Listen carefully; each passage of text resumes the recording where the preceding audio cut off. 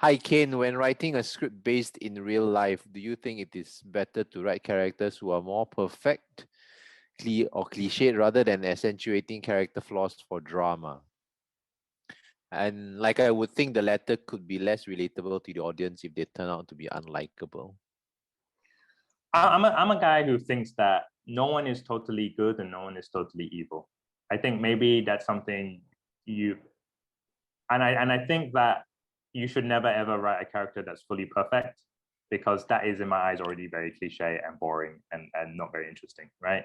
So I would say that the goal is to write a character that, as I said before, you can present them as perfect and real and good at the beginning.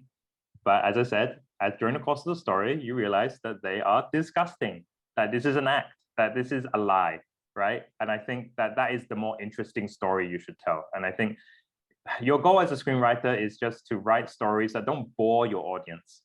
And at the same time, don't be boring like that. I mean, no one wants to watch a show about a perfect character that doesn't that conquers everything. Like it's not something that we instinctively want to watch. We want to watch struggle. We want to watch conflict. We want to watch people going against insurmountable odds and succeeding or failing, right?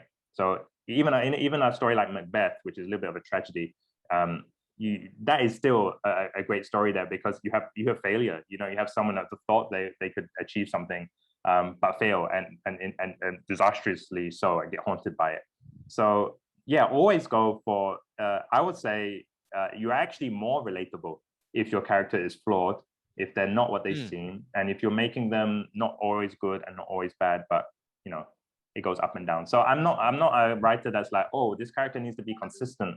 I need to make them always like for me, it always has to be inconsistent. The more inconsistent I can make the character, the more interesting they are, because the audience doesn't know what they're going to do next and don't know. And I mean, they're assessing whether this person is good or bad just by the choices that they make, right? So if they make a bad choice, they're like, oh, okay, I see something here. But then if the next second they make a great choice, then they're more interesting, because you realize that, hey, this guy he's a bit, you know, nebulous. Like he can, you know, that for me is an interesting character.